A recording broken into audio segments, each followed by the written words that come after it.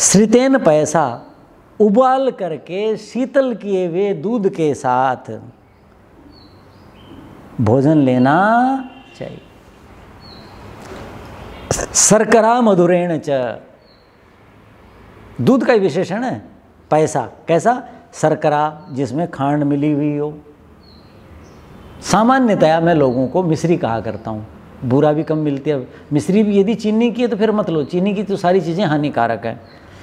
चीनी की यदि बूरा बना रखी है, मैंने कई जगह पूछी, बोले डॉक्टर साहब उसी की बनाते हैं। मैं कहीं चलो शुद्ध खांड ले लो, शुद्ध खांड भी नहीं मिलती। वो भी चीनी की कुछ अंश कोई चीज़ें होती हैं जो बहुत सस्ती होती हैं, 30-28 रुपये किलो, उसकी बना करके 50-55 रुपये खांड बेच रहे हैं। ठीक है कि नहीं? वो उसकी बन रही है तो वो खांड भी नहीं है। यानी खांड का मतलब है गन्ने से जो सीधी बनी है, बूरा का मतलब है खांड को शुद्ध करके, खांड का जो अम्ल भाग है और जो मैल है वो निकाल करके जो बचेगी वो बूरा कहलाती है। उससे सीतोपल मिश्री बनती थी। तो रात को यदि शुद्ध मिश्री मिल जाए तो उसका दूध सोने से पहले पीना चाहिए। हमारे यहाँ सब जगह पीते हैं, भारत में नियम है ना जी। और उसका कारण मैं भी बताऊंगा। नहीं तो खांड बढ़िया ढूंढ लीजिए।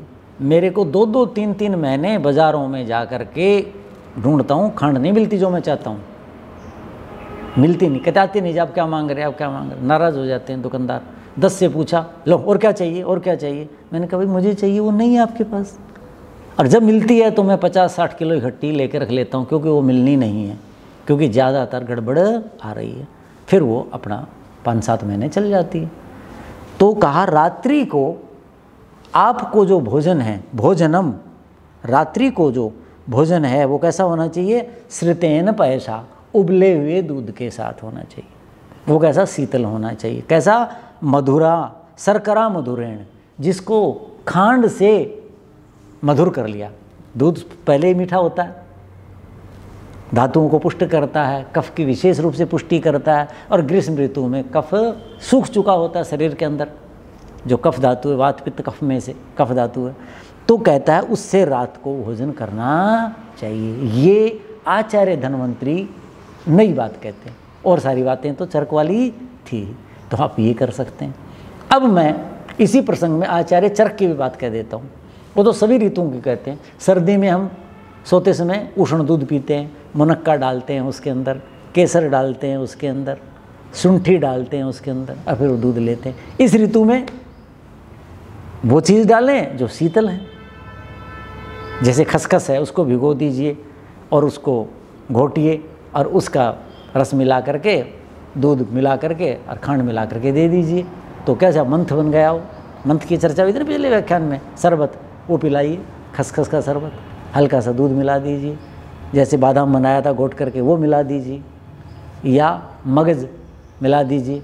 रात को भिगोए, लेकिन वो 5-6 घंटे भीगने चाहिए। फिर उनकी खूब घुटाई करें, उनके अंदर छोटी इलायची डाल दें। एक छोटी इलायची का मतलब 5-6 व्यक्ति, एक का मतलब एक नहीं। इलायची के अंदर भी समझ गए कि नहीं उष्णता होती है, तो इसलिए कम डालें। ठीक है, तो इतनी डालें, यानी 2-3 बीज एक व्यक्ति के हिसाब से, और उसको खूब पिलाएं। तो मैं जो दूध की बात कर रहा था, रात्रि को प्रत्येक व्यक्ति को हर ऋतु में दूध पीना चाहिए। ठीक है, लेकिन जब ग्रीष्म ऋतु की बात आती है तो देखो वहाँ आचार्य लिखते हैं सभी ऋतुओं के लिए, लेकिन ग्रीष्म में विशेषकर, विदाही अन्न पानानि दिवा भुंगते ही अन्नरः। दिन में मनुष्य विदाही अन्नपान सेवन करता है। अन्नपान का मतलब भक्ष्य और पेय भी, उसके साथ विदाही का मतलब कान से जो हम शब्द सुनते हैं वो भी दाह पैदा करते हैं। आपको कोई कटु शब्द मिल गया, अनुकूल शब्द नहीं है, आपके अंदर क्या पैदा होता है? दाह पैदा होता है कि नहीं? आपने ऐसा दृश्य देख लिया जो आप देखना नहीं चाहते, आपको कोई देख रहा है और अच्छी नज़रों से नहीं देख रहा, ईर्ष्या द्वेष कर रहा है, आपके अंदर दाह पैदा होता है कि नहीं होता? आपको नासिका से कोई गंध मिली, आपको त्वचा से कोई ऐसा स्पर्श मिला, 5 जो ज्ञानेंद्रियां हैं, खान पान से ज़्यादा रसना, जिह्वा वाला रस अकेला नहीं है, और जो 4 ज्ञानेंद्रियां हैं उनसे भी जो हम इंटेक करते हैं, जो ग्रहण कर रहे हैं, वो भी दाह पैदा करता है, बहुत ज़्यादा दाह पैदा करता है। तो दिन में मनुष्य विदाही अन्नपान, समझ गए? अन्नपान से मेरा मतलब कि दिन भर जितनी भी हम चेष्टाएं करते हैं और पांचों जो ज्ञानेंद्रियां हैं उनसे जो हम ग्रहण कर रहे हैं इच्छा और अनिच्छा से, न चाहते हुए भी, वो दाह पैदा करता है। तत्प्रशांत्यर्थम, इसलिए उनकी शांति के लिए निशी दुग्धम सदा पिबेत, मनुष्य को रात्रि को सोने से पहले नियमित रूप से दूध पीना चाहिए। वो ऋतु के अनुसार है, वो ऋतुचर्याएं जब आएंगे उनमें मैं बता दूंगा। अब ग्रीष्म ऋतु की बात आ रही है तो मैंने बताया ग्रीष्म ऋतु में शीतोपल अर्थात मिश्री या खांड या बूरा मिला हुआ दूध पीना चाहिए, लेकिन सोने से 1 घंटा पहले, और दूध पीने से कम 1 घंटा पहले भोजन होना चाहिए।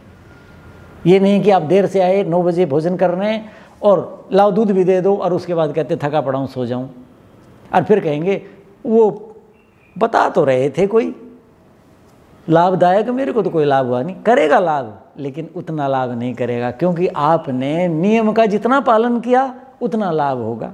दूध पिया लाभ होगा, रात्रि को पिया लाभ होगा, मीठा पिया लाभ होगा, उबाल करके शीतल किया लाभ होगा, लेकिन कब पीना चाहिए, कितने कितने अंतराल पर, सोने से कितना पहले, ये नियमों का पालन करेंगे तो उतना ही अधिक लाभ